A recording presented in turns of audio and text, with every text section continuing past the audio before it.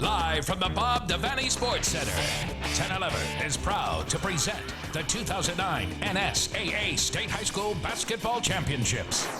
Brought to you in part by Southeast Community College, One Oak Energy Marketing, Nebraska Furniture Mart, and by Nebraska Relay. Well, there were several different computations of matchups that might have been intriguing in Class B, but this one definitely ranks right up there. Two Southeast Nebraska rivals, undefeated Seward and 20-2 Pius X. And Kevin, these two teams played earlier this season, and we saw Seward get the 9-point victory at their home gym. Close game, third quarter, they decided to just pound it inside, and it became the Elisa Camphouse show. Her and Emily Cady just took this game over, and Seward comes away with a 9-point victory. It was a neck-and-neck contest. You also have to factor this game being played at Seward had a big part in the outcome. That place was jam-packed and rocking, so credit Pius for playing and hanging in there. These two teams have completely different styles. Pius, athletic, Seward dominant in the post. And Seward has been, by most people's estimations, the team to beat in Class B, which I know is saying a lot when you have teams like South Sioux City, for example, who occupy the state's second largest class. Pius and Seward, it's the Class B final. It is coming up next here on 1011 and NET Sports. And welcome back to the Devaney Center. It's Pius X and Seward for the Class B championship, and an interesting stat as we get this thing started.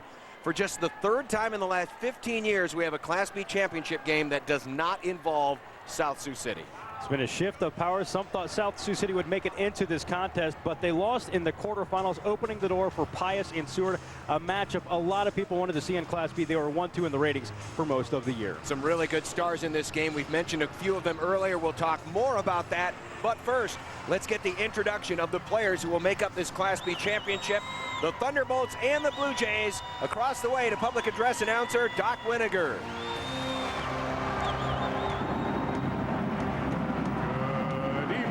Ladies and gentlemen, on behalf of the Nebraska School Activities Association, its member schools, and U.S. Bank, welcome to the Bob Devaney Sports Center for the Class B State Championship game. Tonight's game features the Pius X Thunderbolts versus the Lady Jays of Seward High School. And now, let's meet the players and coaches competing in tonight's game. First, the non-starters for the visiting team, the Pius X Thunderbolts. Number 12, Bailey Nelson.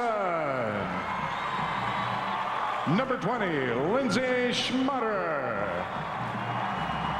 Number 30, Kelly Rice.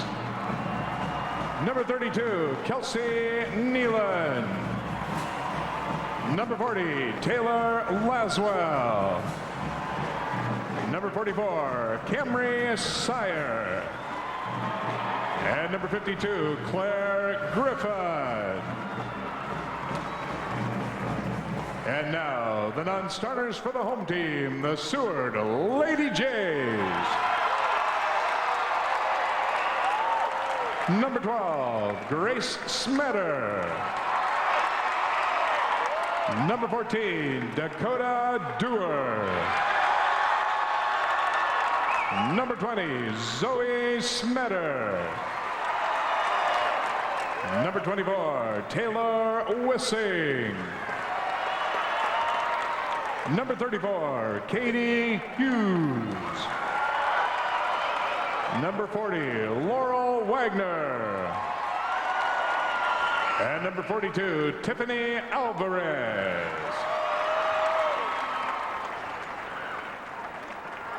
And now, the starting lineup for the Thunderbolts. A 5'7" senior, number 10, Tara Grossroad. A 5'9" senior, number 14, Natalie Braun. A 5'11" senior, number 22, Lindsay Detterman. A 5'10" junior number 24, Alex Grant. And a 5'10" junior number 42, Kelsey Sparks. Head coach for the Thunderbolts is Bill Rice, assisted by Ryan Pasoda, Katie Montgomery, Carrie Strezik, Stephanie Novotny, and Mitch Braun. And now the starting lineup for the Seward Lady Jays. A 5'5" junior number 10, Natasha Mueller. A 5'9" junior number 22, Jordan Seaman. A 6'2" sophomore number 23, Emily Cady. A 5'5" freshman number 32, Beth Boslowski. And a 6'4" junior number 55, Elisa Camphouse. Head coach for the Lady Jays is Tom Taverdi, assisted by Greg Miller, Levi East, Shane Gallagher, Jessica Owens, and Natalie Madsen. Tonight's game officials are Shane Alexander, Tom Johnson, and Jeff Moore. And now, ladies, let's play basketball. It was the matchup that the seedings anticipated. The #1 seed, even though they are not the undefeated team and they lost the head-to-head, was Pius, who all they had to do was make the trip down A Street and then through downtown Lincoln here to the Bob Devaney Sports Center. For Seward, well, not quite as close, but pretty easy right down the interstate from Seward to Lincoln. They've made this trip one time before to the state championship game. They were one of the slew of victims of South Sioux City between 1995 and the mid-2000s. You see how these teams got here. Pius, a little bit of a struggle with Holdridge yesterday, but they got a big spark on a late 3 by Lindsay Detterman at the end of the first half that kind of helped them on to victory.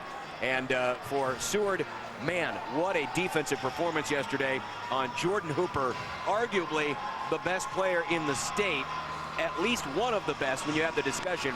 They held her to hardly anything, and only 2 points for Alliance in the first half, including scoreless for the first 12 minutes. To put Hooper's performance in context, she had 32 points in the quarterfinals. Today, in the consolation game against Holdridge, she had 32 points. Outside of those 2 performances here at the state tournament, she had 8 against Seward. They held her to single figures, barely on the scoreboard at all. And really, by the time she ever got on the scoreboard against Seward, the game was already pretty much decided. Seward had already opened up a huge lead. One of the most dominant defensive performances the entire season in all classes last night. It was 20-2 at halftime, so Seward enters this game with a ton of momentum.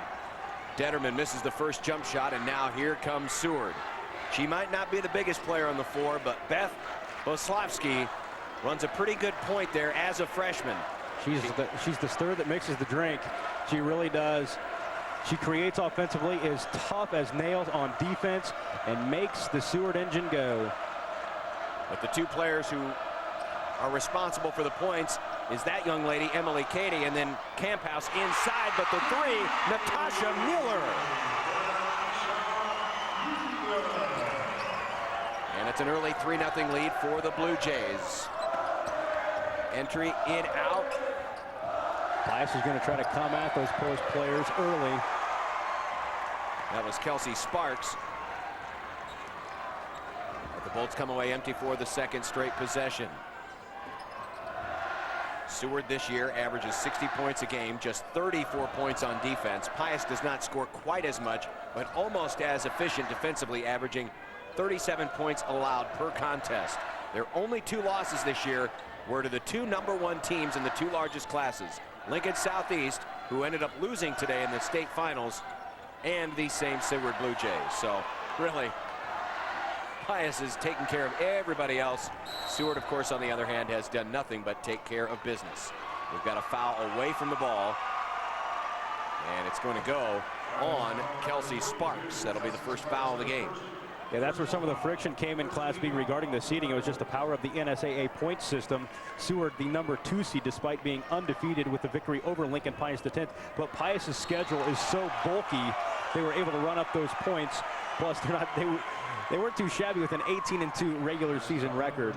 coming into the state tournament. Well, they have 3 Class A teams, which certainly helps. You get bonus points when you play up a class. Seward did have a couple of games against lower classes. Not that that's necessarily a penalty unless you move 2 classes down in terms of who you play. So that definitely played into the fact that Pius is the #1 seed and Seward is the #2, but it really doesn't matter. Once you get to state, you still got to make. You know, it didn't really matter anyway because these 2 teams both meet in the biggest game of them all. 5-0 is the early score here, John. Pius still waiting for a good offensive set here.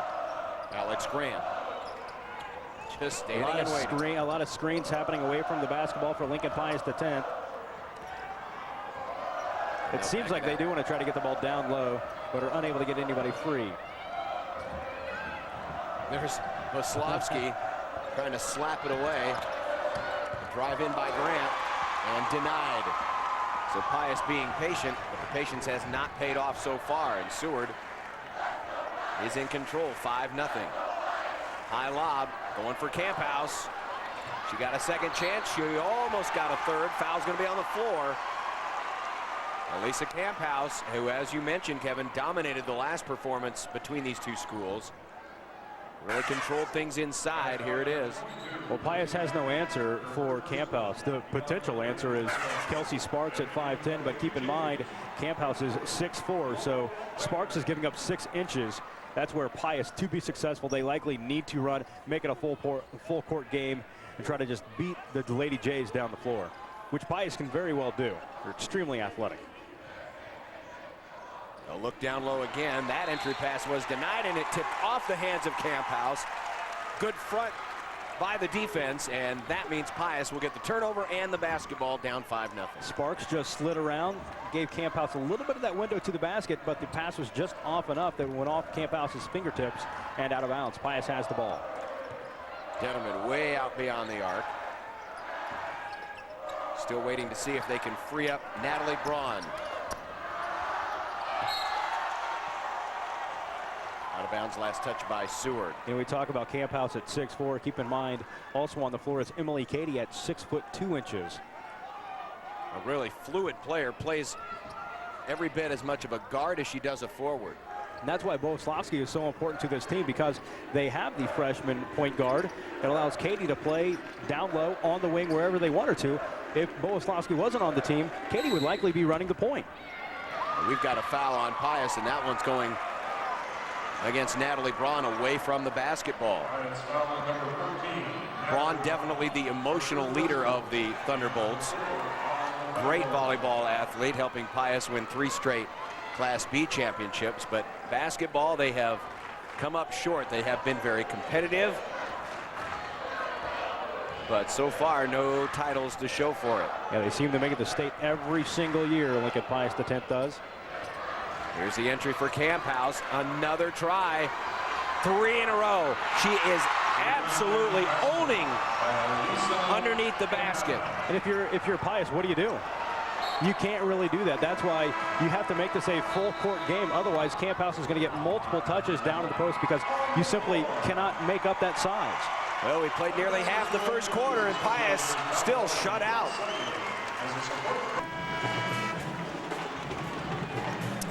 Well, it looks like a football score, and right now, Seward, if you go from the last 2 games combined, that is nearly 12 minutes of shutout basketball in first quarters of state championship games. All 8 minutes yesterday against Alliance, and almost the first 4 minutes here. We'll see if Pius can do something with Alex Grant. There's Braun flying in for the rebound. And Camphouse going to be whistled with the first foul of the game against the Blue Jays. John, you talked about Braun and her volleyball skills. She's a D1 recruit headed to Furman. What makes her such a good basketball player is she's just a strong competitor. We saw her come from about 5 feet away from that basketball, comes darting in, gets the rebound, and Pius has the ball. And they free her up on the shot, but she misses the baseline jumper. And here's Poslavsky, and she double dribble. That's a carry. Tried to get up the court just a bit too quick. And that'll give the ball right back to Pius. Camp House comes out, so this could be Pius's time to potentially get a few points on the board. Well, this will put Katie in more of a position to be that post presence underneath. See how that changes the dynamics here of this offensive set. A little give and go action, but no. Detterman denied. Yeah, she cut herself a little bit too deep in the lane, was underneath the hoop and had to put up an awkward shot. So the shutout continues. Seward working it around Boslavsky. This is Laurel Wagner. Grant with a near steal there.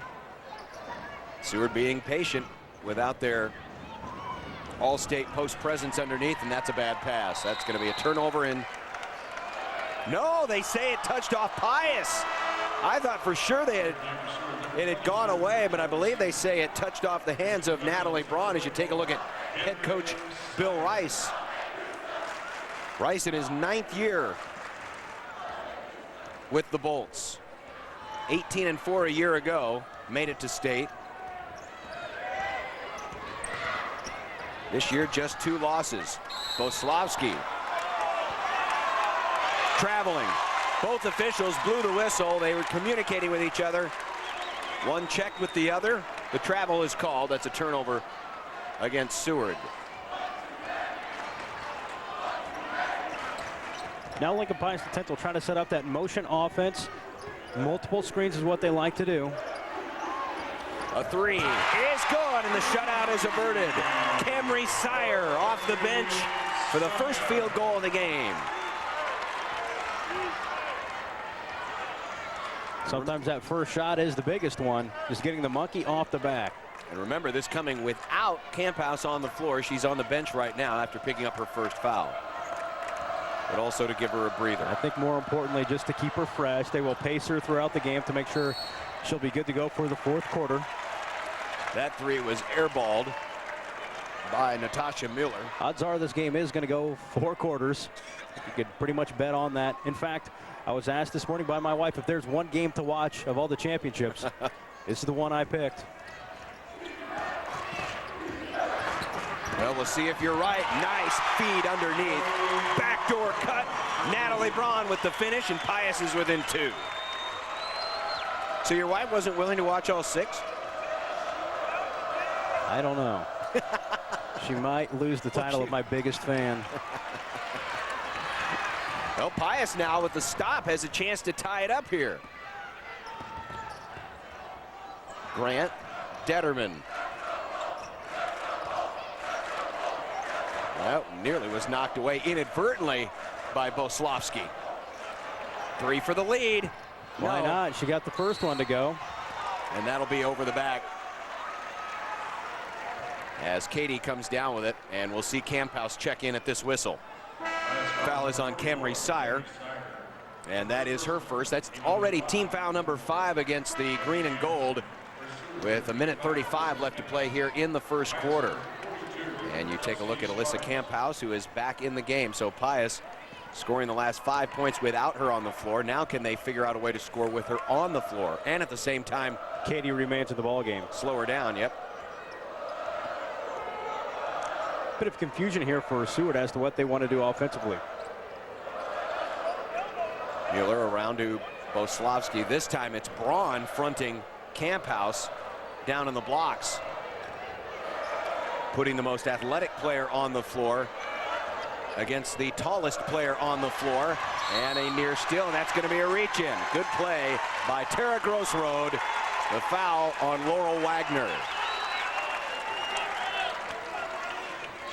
So after the initial assault, Pius has come back, and again they have a possession here to either tie or take the lead in the latter stages of this period. And once again, Camp House will come out of the game. Very strategic from Tom Taverdi as to when Camp House stays in and comes out of a game, and not wanting to probably pick up a cheap second foul in the last minute of the half. But Katie doing the job, getting the block on Sparks. There's not a lot lost. You know, if you pull Camp House and you keep Katie in, Katie doesn't have any fouls, so you're still keeping a big body in at the basketball game. Absolutely.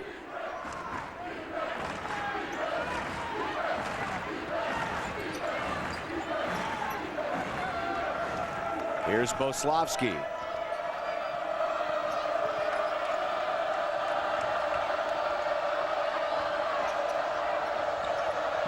Wagner, a drive in, shot a little too strong. Ball pinballing around down there. Boslavsky fighting like crazy for it, and so too is Pius X's Tara Grossroad, two of the smaller players on the floor, and oh boy, they were really going at it. You know, if you stand Grossroad and Boslavsky next to each other, I think they're about the same size, though in the program, Grossroad's listed as 2 inches taller. Yeah, that's something we were actually talking about yesterday. Grossroad's listed as 5'7" in the roster. We were wondering if she got her height taken with heels on. Well, Pius is going to get 14 seconds here at the end of the period to once again have a shot at tying or taking the lead. Grossroad either 5'7" or 5'5", we don't know. 5 seconds left. Turnaround. Detterman. No, and we're going to get a foul. Yes. No. Nope. Not lost out of bounds. So Pius again with another possession to get even. And now Camphouse comes in. This is an interesting decision here. Just a second and a third. Probably going to let her throw it down the floor. Yeah, they're going to let, she's going to quarterback it here. Yep. Here it comes. Katie, this will count if it goes, but it won't. Good coaching by Taverdi, though. Sure, why not? Obviously, they've worked on that in practice. Seward 7, Pius 5 in the Class B championship. Well, they had a run on blue and gold face paint at the Seward True Value. And apparently they had a run on white t-shirts somewhere in Lincoln because the whole Pius student section is dressed in white. You can see them at the far right of your screen. The economy can't hold back the high school basketball crazies, can it? No, it cannot. To the corner, 3 to open the period. No, and there's Camphouse. Boy, you're not. Camphouse already. They only have her down for 3 rebounds, but that cannot be right. I think they've credited Katie with a couple of rebounds that Camphouse has because she pulled down a couple off missed shots earlier in this game. Consecutively, correct. So yes, I am calling the official stats into question. Well, Pius simply needs to get a body on her and just try to box her out because they can't out-jump just the length of Elisa Camphouse. Good job defensively here by Seward, extending that defense. Detterman, this would be a long 2. It's short, and Camphouse going to be called over the back. That's her second. You know, Pius is not getting any free looks, so credit Seward's solid defense. And that's team foul number 4 on Seward. No shot. This will be an inbound, and thought we might get a substitution, but no. Sub coming in just a little bit late. Probably coming in for Elisa Camphouse too. You would not want her to get 3 fouls in the opening half. Look at that respect. Grant was only about 7 feet away from the basket, but realizing the 2 tallest players on the floor were in her face, there was no way she was going to turn and face the basket. Grant had a chance there too, about 15 away from the hoop. Well, she thought about pulling up from 3, and I think it might be Katie's wingspan that's really maybe altering her decision. Those arms very long. I mean, she is very active. There again, she got another finger on it.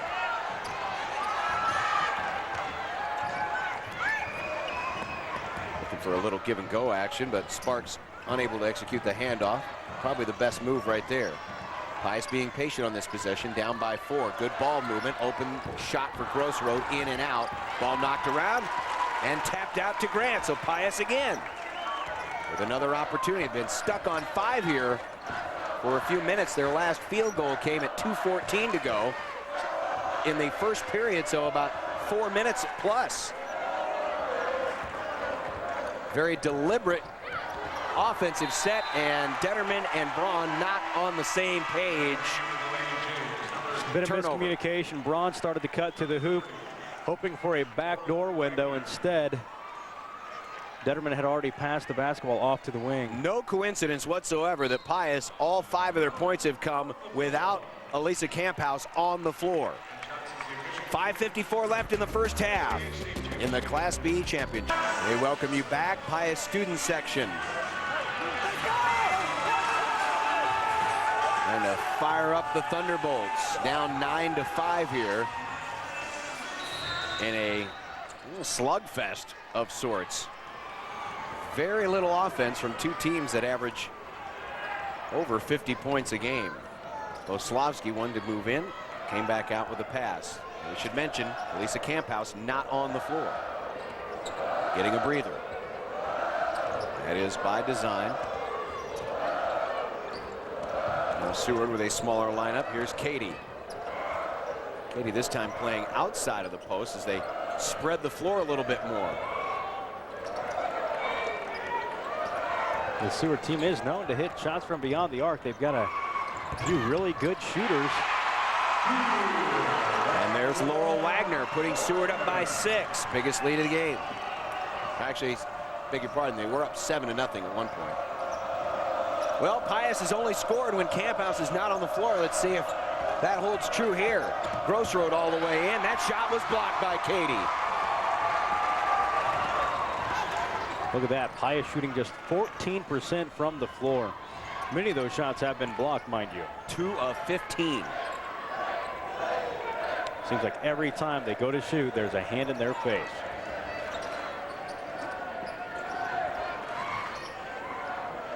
And Seward will be patient as well. Their offense as well. Very different without Camphouse on the floor. She really does change the game, and that's going to be a walk. She really does change the game both from an offensive and defensive standpoint when she's in there. Seward a little more active, moving around with the guards when she's not out there, but when she is in there, the goal is to get the ball to her, get her to face the basket. Right, when she's not in there, it's more penetrate and kick, and hopefully you get an open look for Mueller or Seaman on the outside. Seward looking around.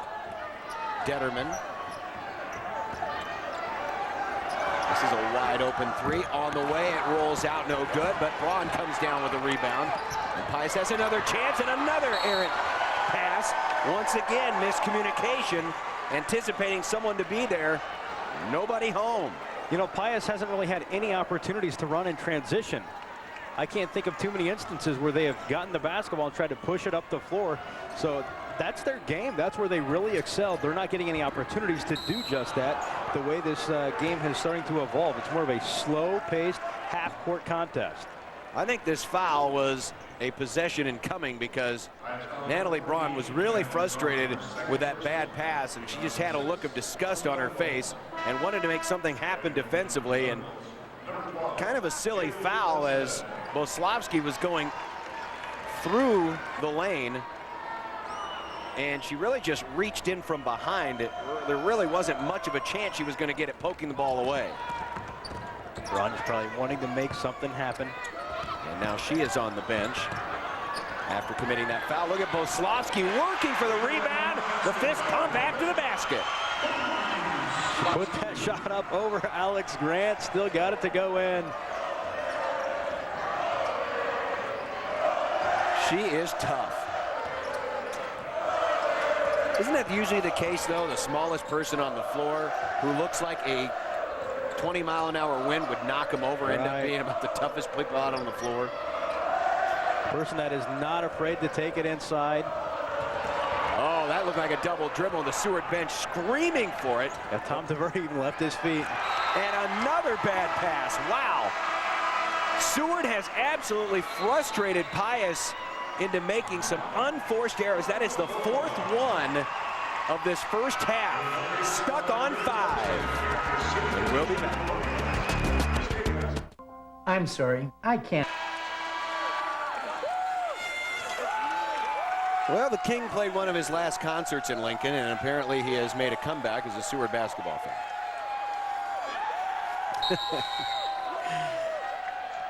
Students having a good time, and so far the good time has been all Seward. They're up by 8 here.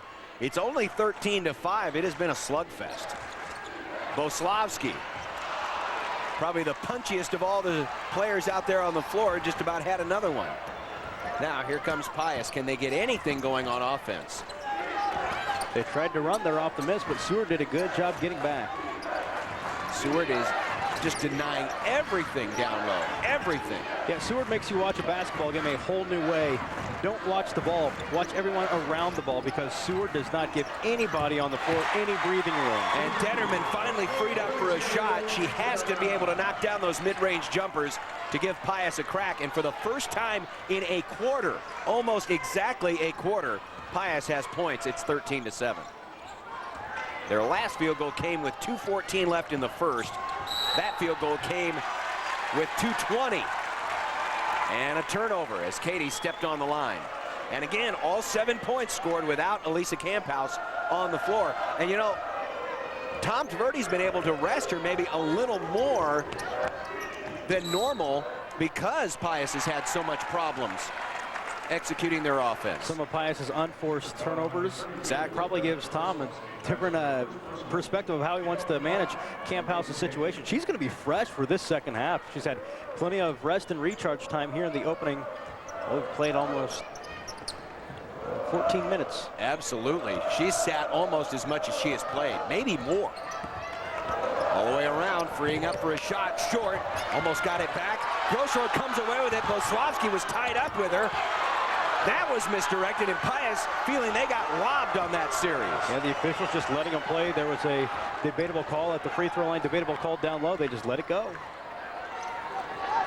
Not a lot being chirped over from the Pius bench, though. Most of the chirping coming from the fans sitting behind us. A 6-point Seward lead under 90 seconds to play. And what has been a very, very low-scoring first half. This game feeling a little bit like our last game where Seward's been in control but not in command, in and out. And there's Boslavsky, unattended. Pius had cleared out, waiting for the long carom, and Boslavsky went right in and scored. Yeah. Beth Boslavsky with 4 points. Pius is known to do that, not to just give up offensive rebounds, but to release, try to go down the floor, get transition buckets that way, assuming they're going to get the defensive rebound. Well, you got to take it one order of business at a time. Got to get the board first. 15-7, Seward with the 8-point lead, and might be content to play for the last shot, though they are working their regular offense, which has been a patient one, especially without Elisa Camphouse on the floor. And now Boslavsky looking back, and Grosroad tried to sneak up on her. Grosroad almost got away with it too.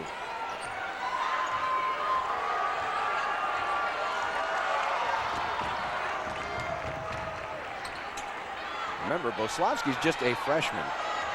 Doesn't play like it. No, she doesn't. 4 seconds, going to take it in herself. That shot was taken away by Pius, and they will not get off a final shot.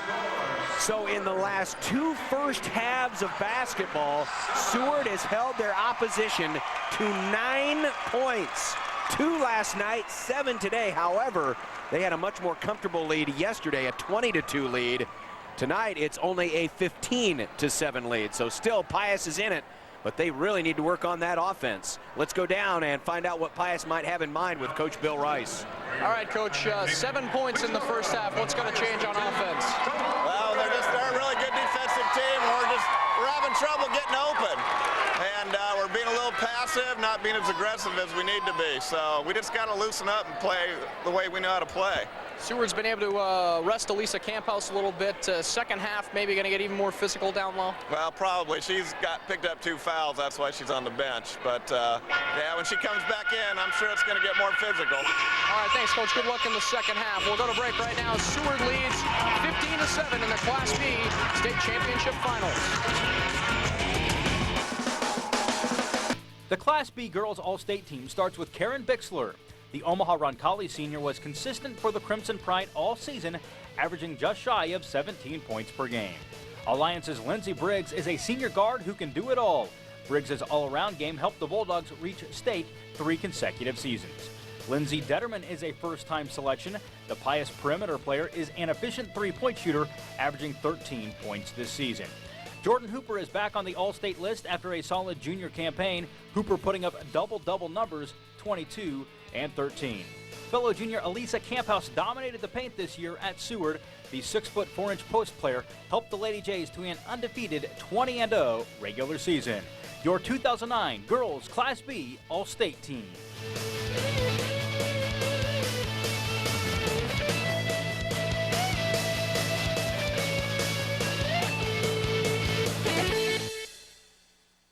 (10-11) coaches All-State team, and here is how the Class B squad looks.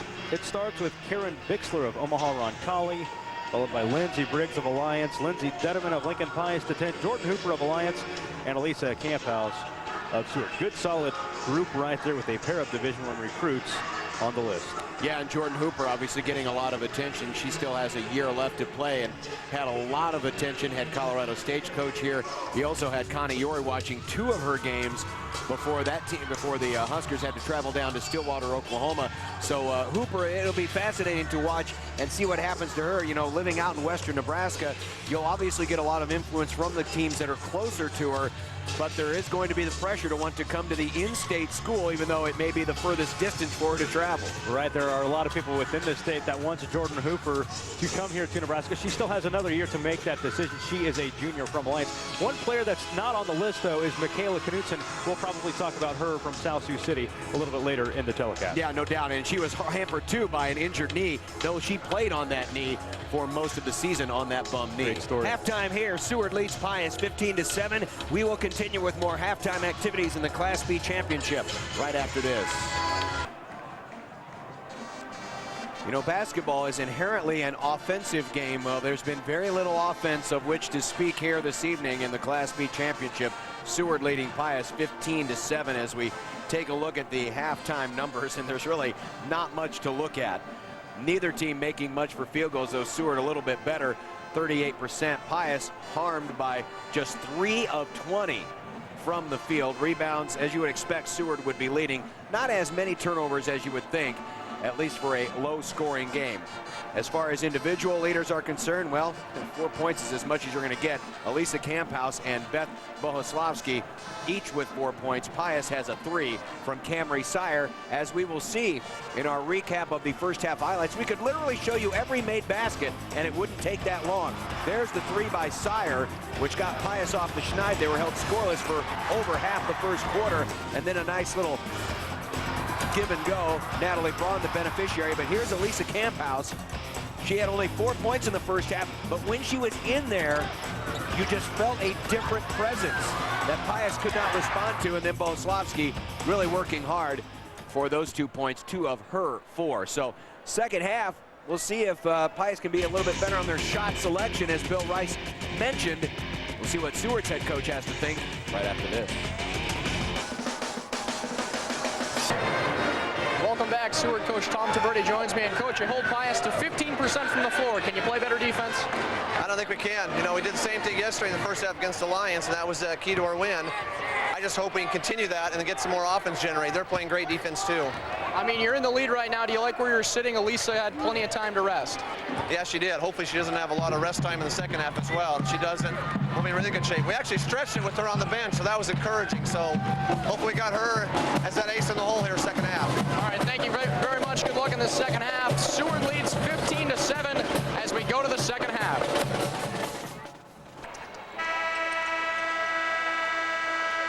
Well, as we start the second half, no Elisa Camphouse out on the floor for Seward. Interesting strategy, or is there something we don't know? She looks like she's in fine health. Yeah, she does have the 2 fouls. And Coach Taberti even said at halftime they stretched it just a bit with her on the bench. Well, you know what? Who needs Camphouse when you've got 5'5" Beth Bohoslavsky, who just gets in front of everything? John, I said from the beginning, she is one of the best players on the team. She just makes things happen. It's almost like she doesn't realize she's a freshman. And here she comes. Camphouse into the game. You know, you just get the feeling you get her into the game and you can generate some offense. In that case, she's able to back in, clear out a spot. And Emily Cady with the 2, and it's a 10-point game. Nice touch around the rim by Cady. Here's Braun. No. Pius continues their struggle mightily from the floor. 3 of 21. I will say, if you see a Seward shot go up, watch for a few green jerseys probably running down the floor. I think they're really going to try to open this game up and try to go You know, baseline to baseline. Well, they're going to need to. That's really one thing they love to do, and that is run in transition. That three is way off the mark. And here comes they want to go. They want to go. Nice feed down low, but can't get the layup. But there for the offensive putback. Not quite, but Alex Grant doing exactly what we thought they might do, running the break with Braun. She will go to the line to shoot two.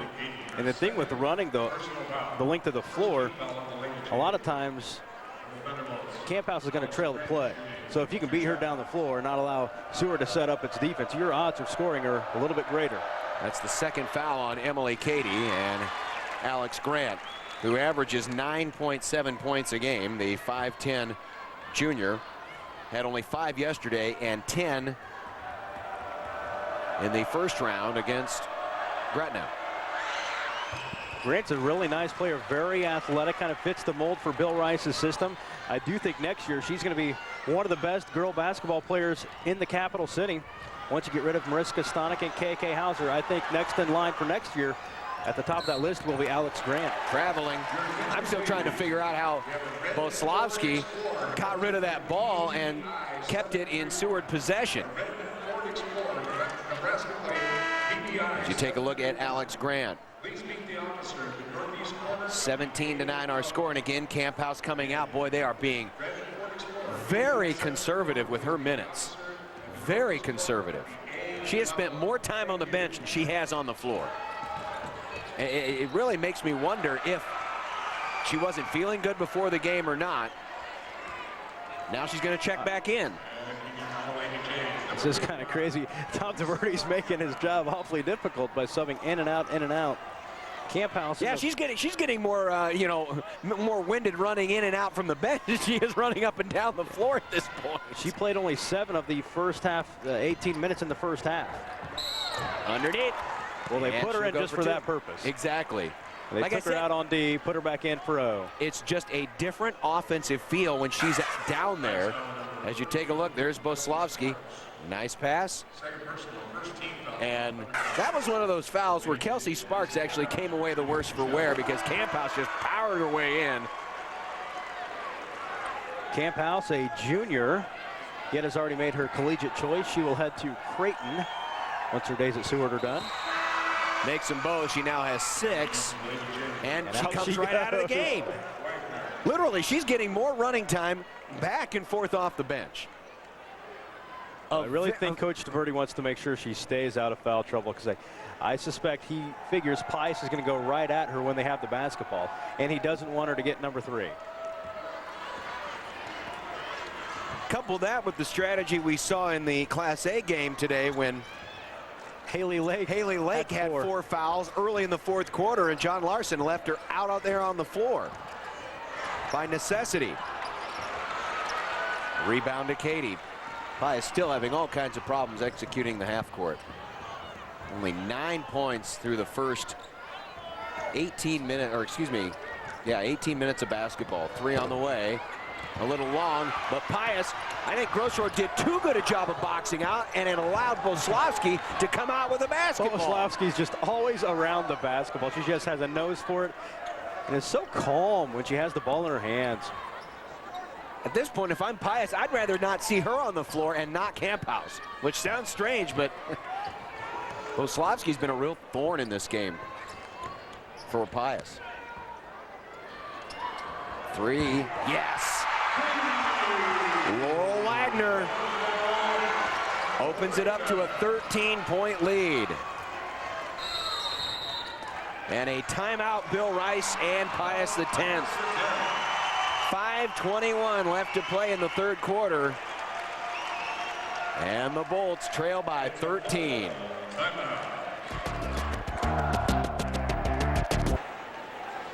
Seward has been scoring most of its points inside, but there's a big 3 coming from Laurel Wagner that has Seward in front at 22-9. 2 of 7 from beyond the arc are the Blue Jays. They're up by as many as 13.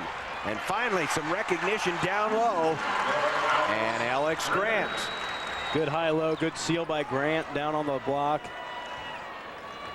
Strong finish for Grant. One of the rare times that Pius has been able to run a good play that has seen an open look inside the paint. Now Grant coming out and pressuring on the perimeter.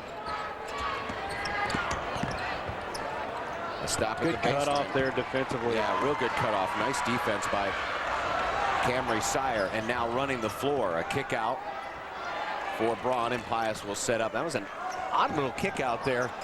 Running the break like that. Pull-up jumper by Grossroad. Here's Braun. Trying a little reverse layout move, and Katie comes out of there with it for the Blue Jays.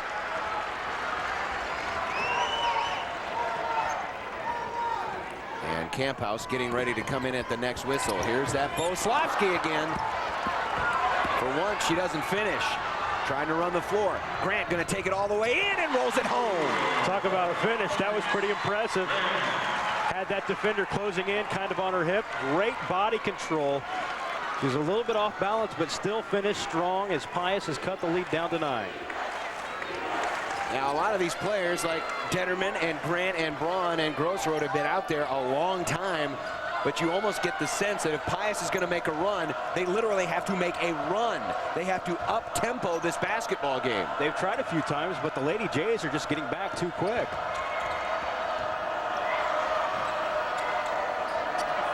Katie. Good defense here by the Bolts. Just straight up man-to-man, working off several screens. Wagner wants to take it in, and she draws the foul.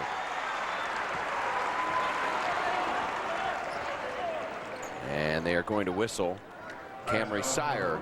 And that will be her second as we see it again. She did get her hand on it, but getting the hand down there. A lot of times when the hands are right around the waist, anything below the shoulders is usually what I say odds are that is going to get called. 90% of the time, you're right, that'll get called. As you see, Pius still only 19%. Katie have not really called her name much, but has an opportunity at the old-fashioned three-point play. Katie slipped free on the inbound pass right there underneath the hoop. Plenty of room for her to get it up strong and finish. Right when Pius starts to inch a little closer, seems like Seward always answers. So the Bolts down 12.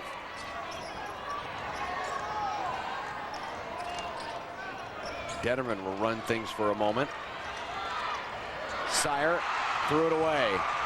Right to Katie.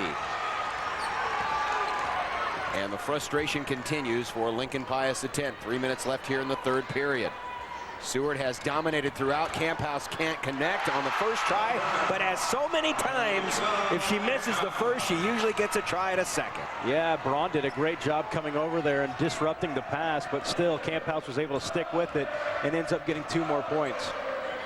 She now has 8 along with 5 rebounds.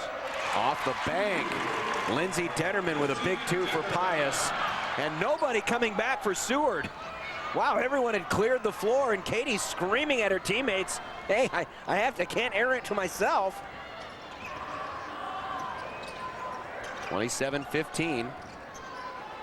Seward leads it by 12. Mueller will take it all the way around. Chance to catch everyone's breath here for a moment. Katie looks down low.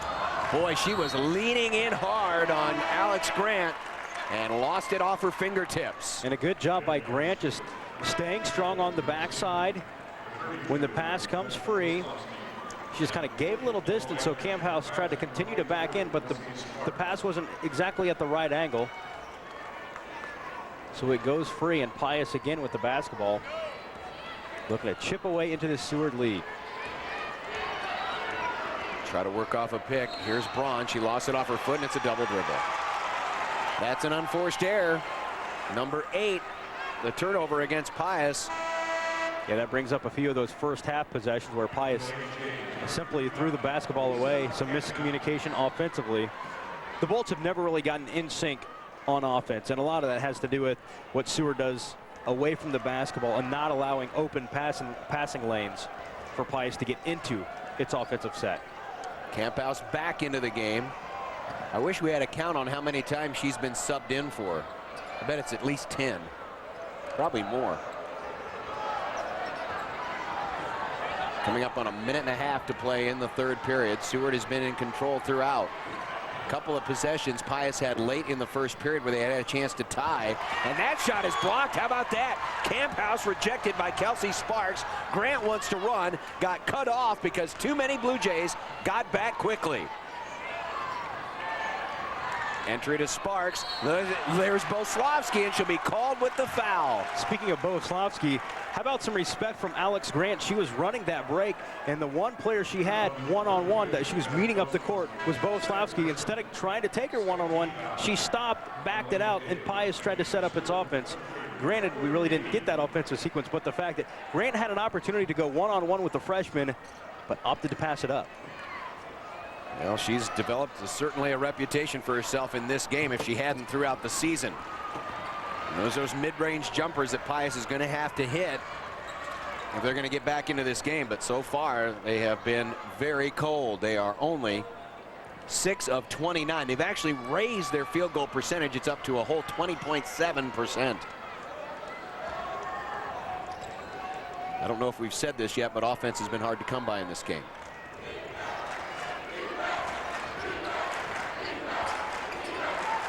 Boslavsky. And Seward may be holding. Yep, they're going to back up. No, not for a moment. Yep, yeah, Tom Tverdy's been telling his players, back up, putting Katie in the right spot. Pius will be willing to let them have this possession. We should mention that the fourth quarter possession arrow belongs to Seward. So Pius absolutely has to get a stop, bare minimum. Boslavsky working to get open. Mueller outside, 3 on the way. Yes, and that, my friends, could be a dagger. Wagner with a pair of big threes in that quarter. Seward doubling up Pius with 8 minutes to play. And we'll be back for the final quarter of the Class B championship. Pius certainly paying a lot of attention to Elisa Camphouse. Camphouse and the Seward Blue Jays leading 30-15 heading into the fourth and final quarter. 8 minutes till we crown a champion here at the Bob Devaney Sports Center. Watch how the Bolts are double teaming the Creighton recruit. Natalie Braun in front, Kelsey Sparks on the backside, trying to limit her touches as many as possible. Many times as possible, as few touches. Camphouse back out there on the floor. She is, it's almost like she's playing shifts like in hockey. Yeah, she's on the front line. But actually, I've seen hockey players stay out there a lot longer than she has tonight. She's on the power play unit right now. Seward trying to potentially put the dagger here. 30-15. John Pius needs to make up 15 points, which it currently has, in 8 minutes. Well, Laurel Wagner hit that big 3 there as bodies are headed to the floor. Boslavsky, no surprise. Camphouse absolutely goes up, and I think she drilled Sparks. Sparks came up lame there for a moment, grabbing her face. Sparks, I believe, took a forearm or an elbow right into the face. This Camphouse with an extremely strong move to the bucket. Well, provided that Camphouse is at full health, and we can only presume that she is. Here it is. Right there. It was the free arm. It was her left arm. She created a little bit of space with it while finishing with the right hand. And quite frankly, that's a foul. You could say that, yes. But Pius is just, number one, they haven't had a lot of breaks. Number two, they haven't created a lot of breaks. So if you're going to get a break, you got to create a few. 3, Braun, long 3. And more of the same for Pius the 10th. Yeah, you're going to see that now. Pius is really going to have to start shooting a ton of threes. That's about the only way they can get back in this ballgame. 17 points almost seems insurmountable with 7 minutes to play, just based on the fact that Pius is shooting under 20% for the game. Pius will bring a little bit of token pressure, trap at half court. But Katie and Natasha Mueller do a good job of getting it into the front court.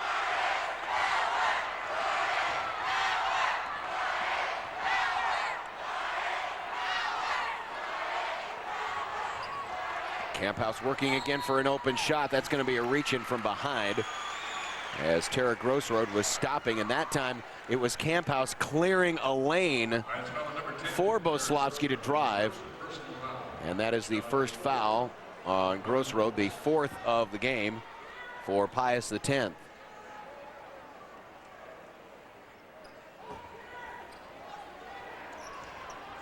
Now this very low score has kind of sapped the energy out of the gym too.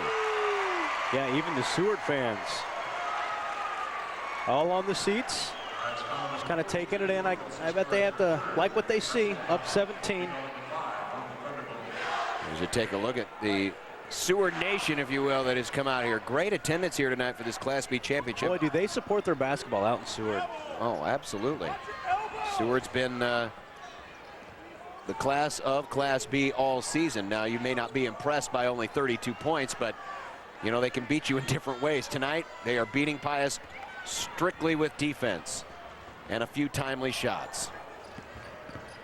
Katie stopped at the baseline, so she'll exit out for Mueller, and now Boslavsky, and Seward's going to be very content here to run clock.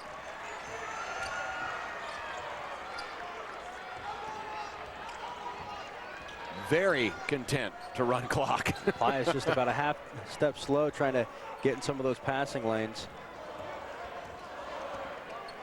Grant's doing a really good job. Grant and Braun trying to play Camp House down at the post. In fact, Camp House might not even have a touch on this really lengthy possession. Yeah, she hasn't had a touch yet. She's the only player not touched the ball on the floor. But yet over a minute has run off the clock here. Now she's still working pretty hard, and there have been a couple of 3 different players on her. Grant's working on her right now.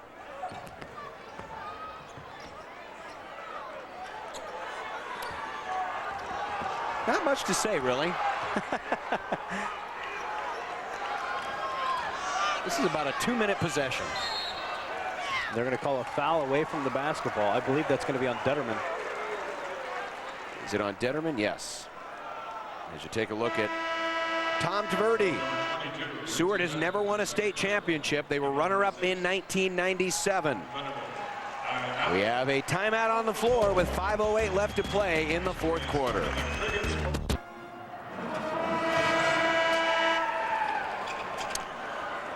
My memory's not that good, but did Seward and Pius play football this year? I believe so, yes. Do you remember what the final score was? It would potentially rival this thing. Pius did have really good defense this year, so I don't think they would have given up 32 points. Right. I don't think Pius would have given up 32, but wow. You get the point, though. Katie for 3. And after that very long possession, the timeout was called after the stoppage of play. We're going to get foul shots here for Pius. And after that very lengthy possession, it took about 10 seconds, less than 10 seconds, to squeeze off a shot. And on the other end, Detterman, strong take to the hole. She'll draw contact from both Boslavsky and Katie. Yeah, they got Katie with her 3rd. Really good way for Pius to add to their point total here with the clock stopped. Detterman now with 5 points. Detterman, a member of the All-State team that was released today from the coaches, compiled by 10-11. She was on that list along with Seward's Elisa Camphouse. Makes the 2nd, 32-17. Oh, 5-second count is on. That's 5. She didn't get rid of it in time. Well, Pius having to force something here, and the best way to do it is go full court. Yeah, they're really good at the full court. We've seen it throughout the season from the Thunderbolts. Braun is open up top. Instead, they enter it in. Up she walked. Good idea, though, by Tara Grossroad. Yep. It's understandable that you might double clutch a little bit when Camp House is around you. Certainly. Up to 6'4". Grossroad about 8 inches, 9 inches shorter. Long outlet down the floor. Boslavsky. No finish. Block. Grant takes it out. Pius wants to run. Down 15. They've got to get points. Grant all the way through. No. And it's out of bounds off Pius. Just when you think Pius has a shot at making something happen. And as you can see, right there, Camry Sire had a chance to get it, but it goes off her hands. We'll be back. I'm sorry, I can't hear. On Lincoln Pius X, held to just 17 points in this game. Looking back through the season, Schuyler was held to 15. That is the lowest total this year, so they won't set any individual records, will Seward, but considering the circumstances and the magnitude of this game, this has been without question one of the most dominating defensive efforts we have seen in a state championship game. And Seward did it all state tournament long, too. Absolutely. Only 21 points given up to Alliance yesterday. So in the 2 days, as of right now, they've given up 38 total points against two of the best teams in the state. Yep. They've done pretty remarkable. Done exactly what they needed to do. And you know, it's really hard with high school basketball players to get them to buy into that defensive mentality. The natural instinct, especially in high school, is to, I want to shoot, I want to shoot some three-pointers. That's just kind of the wave of the Kobes and the LeBrons. Absolutely. They are great offensive players. So I think there is more natural instincts to want to be offensive oriented. So for Tom Taverdi to get his girls to buy into selling out on defense speaks volumes for his coaching ability. At the free throw line, Beth Boslavsky, but she misses the front end of the 1-and-1. That was the 7th team foul on Pius. Bolts down by 15. They need shots in a hurry. Grant! She's been about the only offensive highlight here in the second half. She had no points in the first half. She's got all 8 of her points here in the second. And the ball is taken away by Katie. Outlet down the floor for Braun, but it was just a little off, so they have to back it up, and a bad pass by Braun who goes crashing to the deck. And once again, just when Pius thinks it provides some kind of a spark. And that was unfortunate for Lincoln Pius X. The fact that they were able to get a trap right at half court, come up with the basketball, and not even get a shot off. It's kind of tough to swallow for the Thunderbolts. Here's Boslavsky, and you'll see the foul right there by Lindsay Detterman. That's team foul number 8. So again, a 1-and-1 for Beth Boslavsky. We've talked about her a lot. Just 4 points, but she's been just about everywhere on the floor. She missed another free throw, and the door still left a small crack open, but Braun lost it on the dribble in a tie-up Pius basketball. And you're seeing the frustrations of a evening long of offensive misery coming out here and playing out in Natalie Braun, who is arguably the most competitive player on the floor. She's intense beyond belief, takes everything seriously when she's out there. She is not used to losing.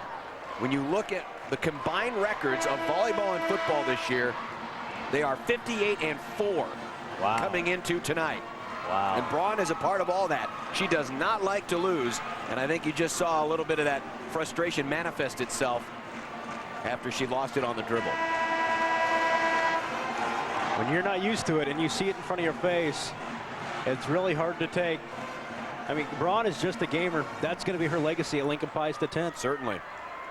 It might not be overall skill, but it is just the fact that she leaves it all out on the court, volleyball or basketball, all the time. Just has that natural competitive instinct. Braun trying to work herself open for a shot. Had to get it through Camp House. And a foul on Pius X. And that foul is going to be on Rice. Kelly Rice into the game. And that'll mean one more 1-and-1 free throw. And Beth Boslavsky's been the only one to shoot the 1-and-1. She hasn't made one yet. It's worth mentioning again, Boslavsky, a freshman. She is going to be fun to watch throughout her career. Not this time, but there's Camp House with the rebound and a foul over the back by Grant. Well, Camp House has not had to be all-state caliber tonight. 10 points on the evening. But again, when she's been out on the floor, it's just created a different feel to this game. And more so in the first half than here in the second. Right. Offensively, Seward becomes a completely different team when she's in the basketball game.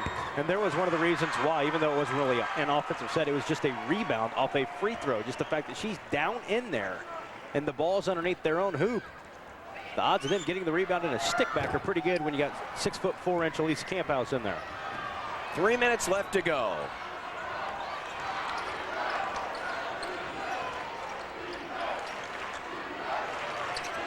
Oh, Grant passed up at open three. And then she drives and draws the foul. She probably passed it up mostly because of the long arms of the law, if you will, Emily Cady, who then committed the foul, and that is her fourth.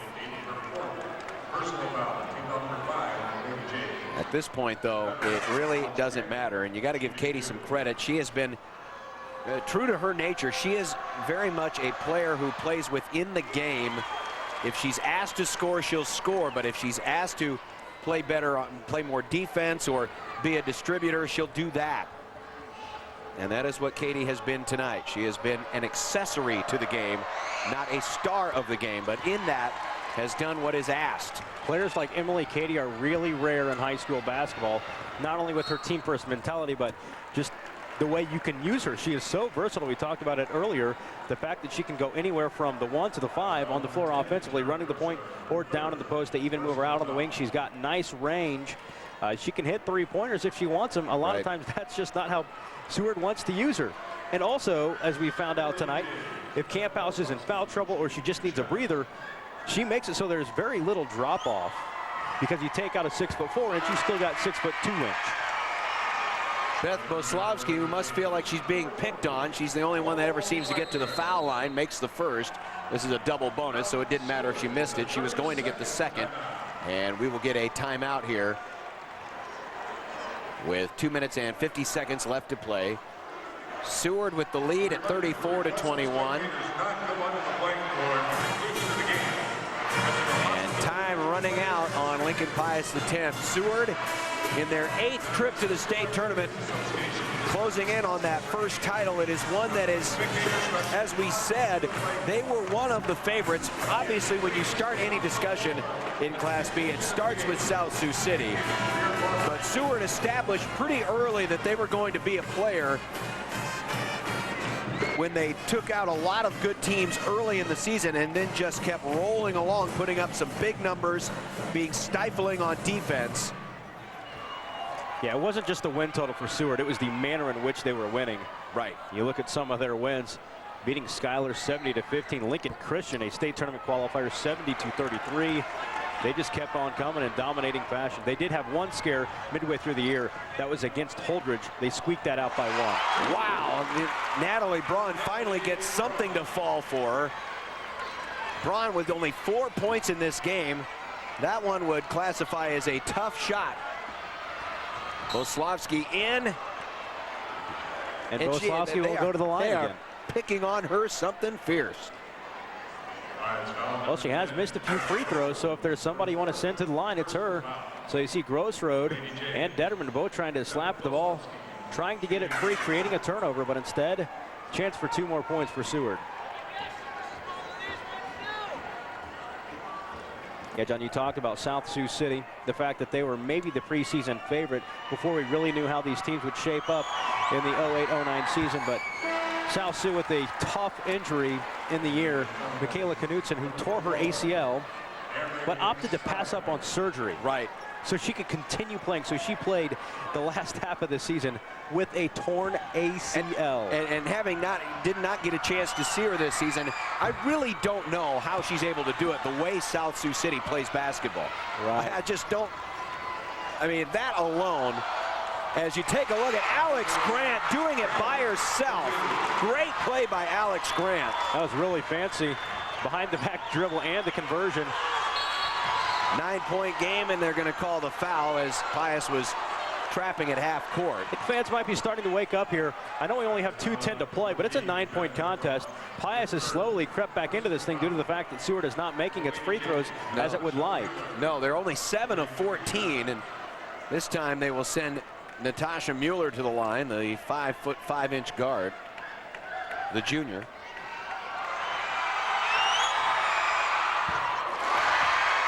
She'll make the first. Really impressed again with Alex Grant that last play. That was something special. Well, her and Braun on the last 2 trips down the floor having to make things happen. Missed the second.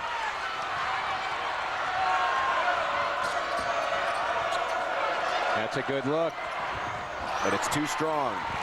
A rare offensive rebound. The Pius can't take any time. They need points in a hurry.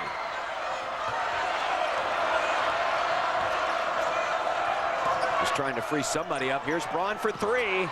Missed it completely. It was online. Yeah, it was, but it was short. That may have been the last best chance for Lincoln Pius X. Well, they got to create turnovers here on the full court press.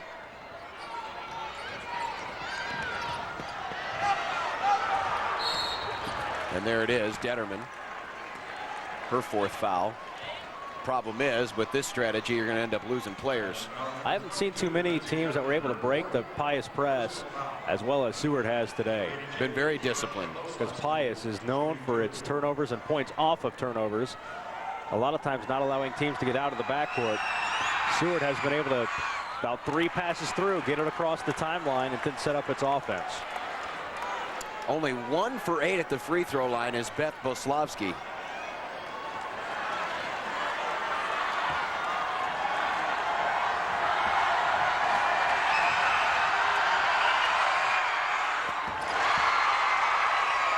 She'll go 1 for 2 on this trip, and Seward's lead is up 11. Coming up on 90 seconds to play. But a bad pass. And we'll get a foul. It was too tall for Braun. Braun peeling off a screen, trying to get free for a 3. Just a little bit too high for Natalie Braun, and the other way we go. Now, this game will not go down as one of the most aesthetically pleasing basketball games we have seen at State. But if you're Seward, you really don't care. It does not need to be a Rembrandt to be a championship. That's right. All that matters is you see that final score. And if the board's in your favor, you take it any way you can get it. Offensive side, you look at the defensive side of things, and it has been a masterpiece. Pretty good looking work of art. Absolutely. Seward fans probably see the game of basketball a little bit differently than other fans. Well, and the reason why we mention that, I mean, you look up and down the list, they put up 70 points a number of times this year. They average 60 points a game. But they just had a different way of playing this, especially when you look at the way that Camp House has been used. I'll be interested to see her minutes. Maybe 15 minutes in this game, maybe. Less than half the game. And how many teams are willing to let an all-state center stay on the bench for more than half the game in a championship? The team's deep. They have great depth on that team. They were able to rotate a lot of different players. They were able to keep Camp House fresh, use her specifically on offense. They'd pull her for defense, bring her in for offense. But the fact of the matter is, she was on the bench and they were okay. They have Emily Cady, Natasha Mueller, Laurel Wagner, Beth Boslavsky. You know, the list goes on. They have good basketball players all around Elisa Camp House. So you can talk all about Camp House you want. This team is much more than that. Absolutely. They proved it here tonight.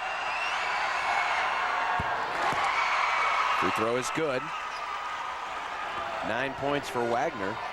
Kind of a quiet 9, but she did have a couple of threes in this one that helped pull these two teams apart differential-wise. Grant trying for another runner, and there's Boslavsky with another rebound. She's got 8 rebounds. How does she get that rebound? She has more rebounds than Cady, or as many rebounds as Cady, and more rebounds than Camp House. There's Braun and a timeout off the make.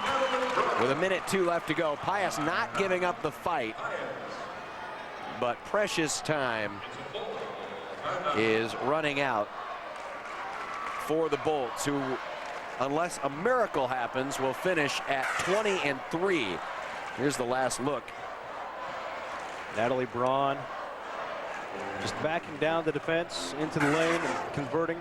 Yeah, just 3 of 11 Natalie Braun is on the evening. Let's go down to courtside. Dan, what do you got? During that last timeout, guys, head coach Tom Verde of Seward said, you know what, let's just dig in on this possession. I think he's sensing this one's close to being over. He just wants to get that one last stop, run out the clock, and really put the nail in the coffin on this one. Seward's sensing that they're close. Oh, they're close. They're very close. They're 62 seconds close. With 10 points differential. And 10 points, if you convert this into a different scale, a not so defensive game, that's equivalent to almost a 20-point differential. Right. You know, because most games in Class B girls basketball would finish right around maybe the 60-point mark. Between 45 and 60 points, somewhere in there for the winning team. And Seward's, you know, they're not even in that area. So by the law of proportions, it might be around a 15 to 20-point lead. That's good math. I like that. I try. And no calculator for that, just so you know. All right, they'll enter it into Boslavsky. Pius bringing pressure and fumbled away. Can Pius come away with it? They can. They need points. Looking for an open three, and again, Seward getting back. Pius way too tentative when they had at least a 2-on-2. Bill Rice wants a timeout. I think Coach, after getting the turnover, they needed to go right to the basket. I think they tried to, but Boslavsky was there to kind of switch up the play. She cut off the driving lane to the basket. I think Coach Rice called the timeout because he sensed that they were going to turn the basketball over. Detterman was down there tiptoeing around the sideline, as was Bailey Nelson, so he wanted to make sure they maintained possession down by 10 with less than 50 seconds to play. Seward's got the possession arrow, still have 2 timeouts left. Pius has 1. Seward does have a foul to give, not that that really matters at this point. Pius has already put Seward in the double bonus. Pius just 10 of 39 from the floor, 1 of 7 from beyond the arc. You know, even in a situation like this where you need points, they've still only attempted 7 threes. That's because Seward's done such a great job of guarding the 3-point shot. That's right. So Pius to inbound in need of points in a hurry. Time running out. 45 seconds left. Detterman trying to work her way around, and she's got it. But only 1 timeout left. Pius. Try for another turnover. Katie nearly got knocked out of bounds. And there's the foul. Braun wanted to travel on Mueller. No such call. I will say, a sequence like that makes you appreciate Pius's speed. Sure. They got 3 green jerseys right around Mueller in a hurry. And really the only reason there is any semblance of drama, and don't get me wrong, it's still an 8-point lead, is because Seward is only 10 of 20 from the line, now 11 of 21. If Seward makes even 5 more of these free throws, this game's already done, and we're already presenting medals at this point. So like we said, not the prettiest of games, just enough. Missed the second. I don't know if Seward's had a sequence where they've made 2 free throws in a row. 9-point game. Grant shut off again. 20 seconds left. A long 3. Offensive board rejected by the bottom of the backboard, and we've got a foul with 14.8 seconds left, and it's academic now. This one is over. You can't say that with confidence with 14.8 seconds to go. And arguably, you could make that statement at the end of the 3rd quarter when Laurel Wagner hit that 3 just before the end of the period and made it a 15-point game. The big applause there was for Dakota Dewar. She was the one who came in for Seward, now on the court. Dewar, the only senior on this Seward basketball team. Yes, the only senior on the Seward basketball team. Does that make you a little nauseous if you're a Class B coach? Yes. 3 is good by Grossroad, and Bill Rice will use his last timeout. It's a 6-point game, but there's only 9.3 seconds left, and here comes Camphouse for the first time, maybe in the 4th quarter. She's going to check in on this next series as you take a look at that made 3 for Grossroad, her first points of the evening. Has Camphouse, I don't think Camphouse has been on the floor in the 4th quarter, has she? She might have. It was brief. Most of her time on the court was brief. She comes in, she's come out.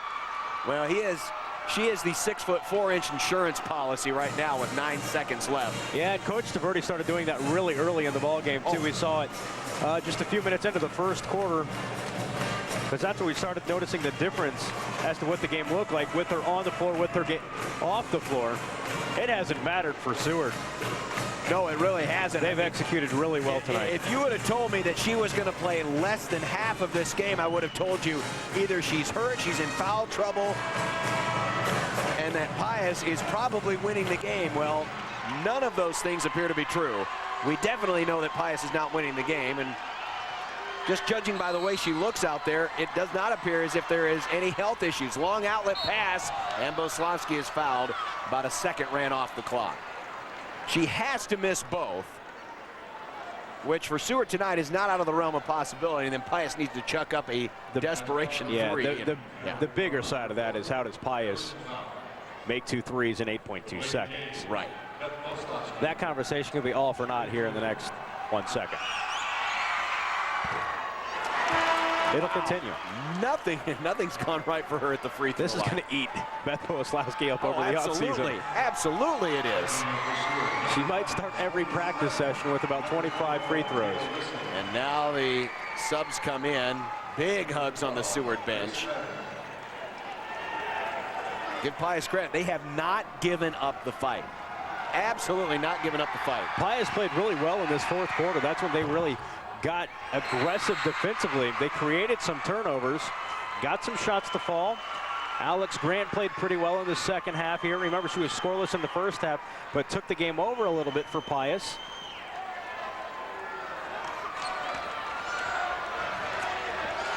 Detterman for three. It's good. Boy, just now they fall. Late. Yeah. The score is going to show a 4-point differential, but Seward owned this game from the start, and they are the champs.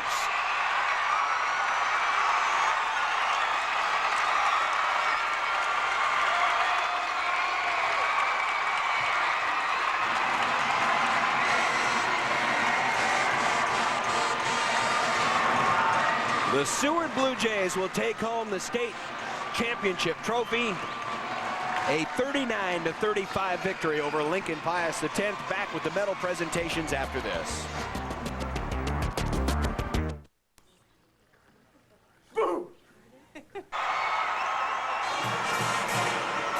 So Seward finishes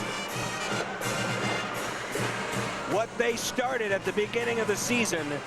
An undefeated campaign and a state championship, 39-35 over their rivals from Lincoln Pius X. Let's go back to our public address announcer, Doc Winiger, for the medal presentation. At this time, we are pleased to present the Sportsmanship Award for Class B. We want to thank all schools, students, fans, players, and coaches for their ongoing efforts to improve sportsmanship at the state tournament and throughout the year. We also thank Awards Unlimited and the Nebraska Independent College Foundation for sponsoring these awards. Making the presentation and representing the Nebraska Athletic Directors Association is Chuck Ross of Wisner Pilger High School. Representing the Nebraska Coaches Association is Jeff Smith of Lincoln Southeast High School. Presenting the award and representing the Nebraska Independent College Foundation is Dr. Brian Friedrich, President of Concordia University. This year's Class B Sportsmanship Award is presented to Adams Central High School. Receiving the award is NSAA District 4 Board of Control member Max Kroger aboard. Congratulations, Adams Central High School.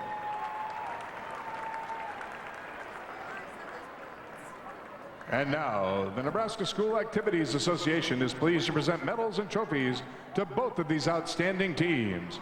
The awards will be presented by NSAA Board of Control members Jay Beller of Battle Creek and Max Kroger aboard. They will be assisted by U.S. Bank Representative John McQuiston. First, here are the awards for the 2009 Class B runner-up from Lincoln Pius X High School. Will head coach Bill Rice and your assistant step toward the middle of the court to present the silver medals to each member of your team. Players, as your name is called, please come forward to receive your medal. Number 12, Bailey Nelson. Number 20, Lindsay Schmutter. Number 30, Kelly Rice. Number 32, Kelsey Nealon. Number 40, Taylor Laswell. Number 44, Camry Sire. Number 52, Claire Griffin. Number 10, Tara Grossroad. Number 14, Natalie Braun. Number 22, Lindsay Detterman. Number 24, Alex Grant. Number 42, Kelsey Sparks.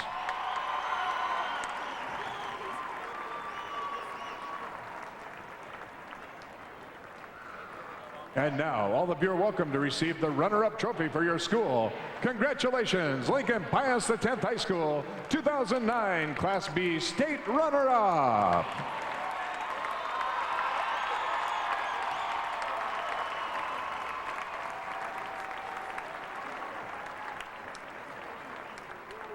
And now, to the champions from Seward High School.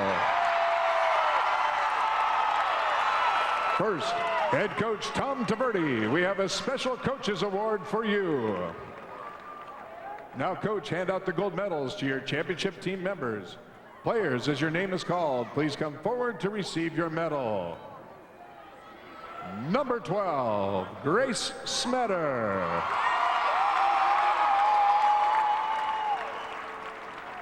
Number 14, Dakota Dewar.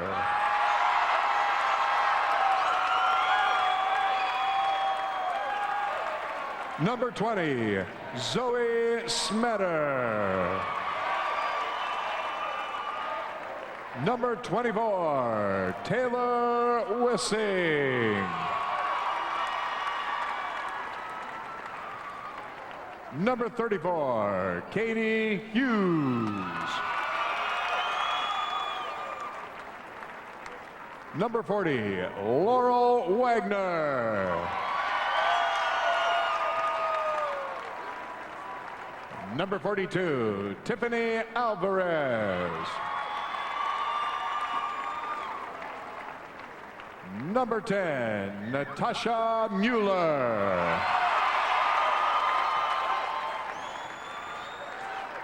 Number 22, Jordan Seaman.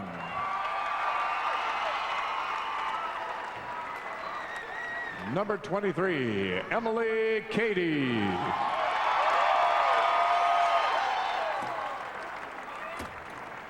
Number 32, Beth Boslavsky.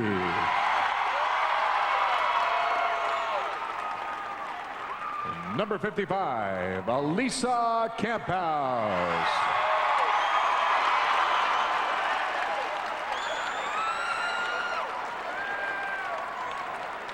And now, all of you are welcome to receive the state championship trophy.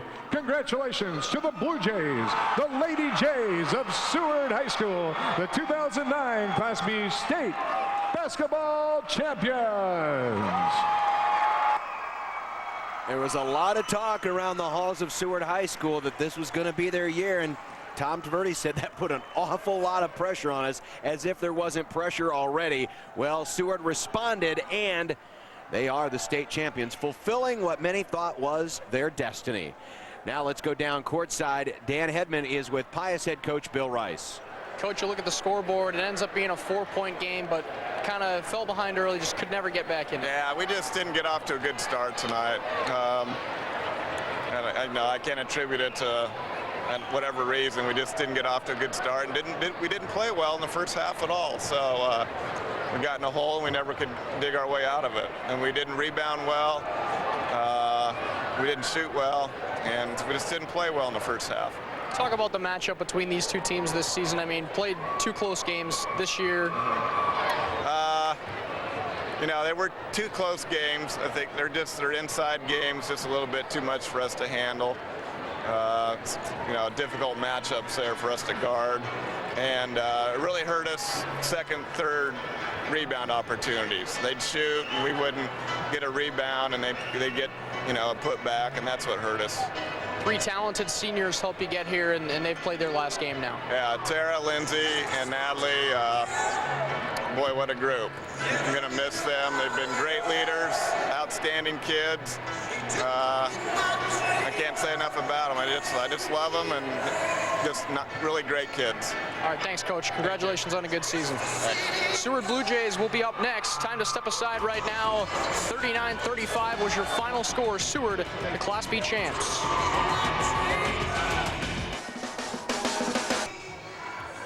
Well, when you take a look at the final numbers in this one, there's really not a whole lot that sticks out as far as a huge difference between Seward and Pius X. Turnovers even, rebounds even, field goal percentage, well, relatively even, but it was really the slow start that Pius got off to, only 15% shooting in the first half. That put him in a hole that they could never come out of. Shooting 41%, better in the second half, 29, almost 30% for the game. Leading scorer, Alexander Grant leading Pius with 12 points and 12 rebounds. Elisa Camphouse with 11 points. She played only 15 minutes of the 32 in this game. Go figure. We'll meet the champs when we come back. The Class B champs, Seward Blue Jays, has a nice ring, according to head coach Tom Tuerty. Tom, congratulations. Talk about what this win means, the first ever in school history. What it means is I'm just so happy for the girls. They work so hard, and what really is rewarding is how they've been such a team-first, self-second group of kids, sacrificing stats, notoriety, just whatever I've asked of any one of them at any time. They've accepted it, embraced it, but the team first, and this is the result of it. Could this team have played any better defense at the state tournament? I don't think so. I was in shock at halftime both games, because that's 2 very good offensive teams to hold to that level, but that's just how zoned in these kids were, and I just feel so blessed to have this much talent.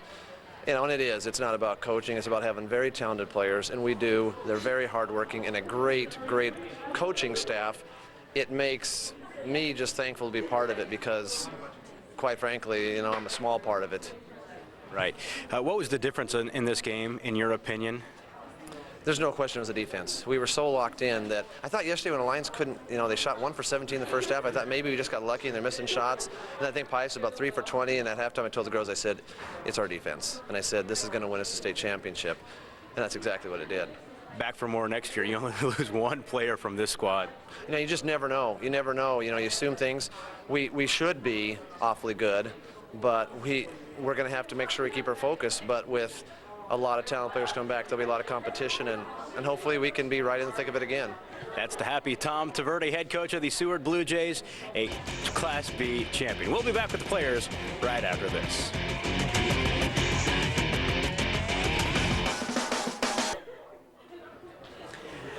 Back in the winner's circles with the players of the Class B champion Seward Blue Jays. Natasha Mueller first up. Natasha, that's what you guys have been working for all season long. Now you have it. What does it feel like?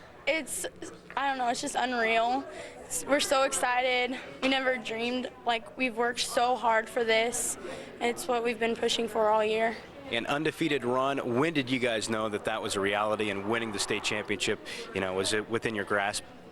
I don't know, it still hasn't hit me yet that we've won, but it's pretty exciting. Natasha, thank you. Congratulations. We'll let you hand off the trophy and bring in freshman Beth Boslowski.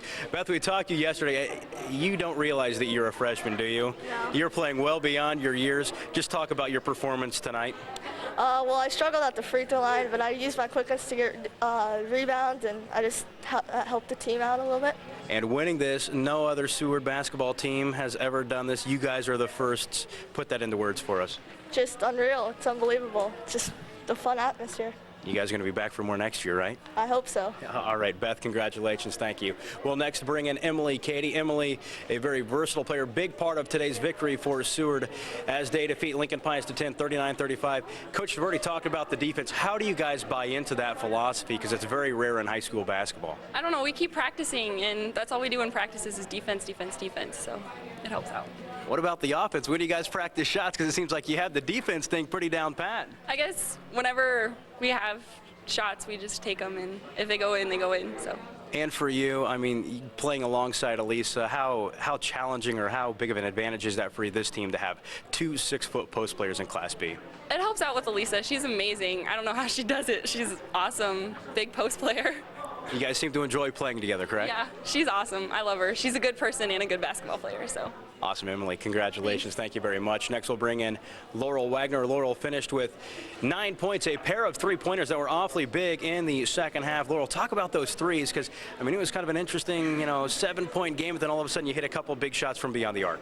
I don't normally shoot threes. Last year that was my game, but this year I'm normally just under the basket. I haven't hit 2 in a game this whole season, and I don't think that play was for me, but Tasha got caught up and just kicked it out to me, and I just kind of chucked it up and happened to go in.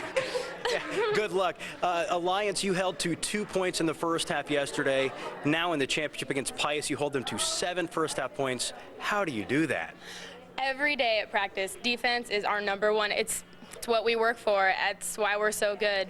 Defense all the way, wins championships. Absolutely. Laurel, thank you. Congratulations. And finally, we'll bring in junior Elisa Camphouse, who finished with 11 points, 6 rebounds. Elisa, this has got to feel really good for you, right? This is so much fun. This is just unbelievable. I can't believe this.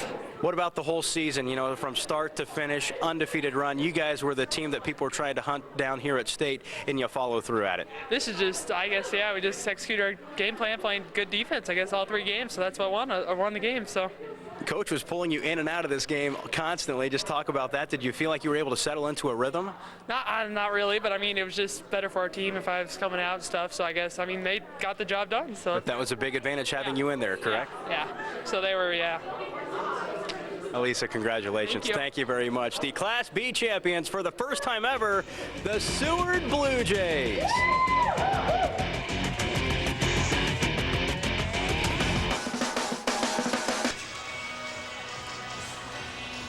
And we'll put a wrap on the Class B championship. Seward winning their first in state history, 39-35 over Lincoln Pius X. And I think it all can be summed up in one word, and that is defense.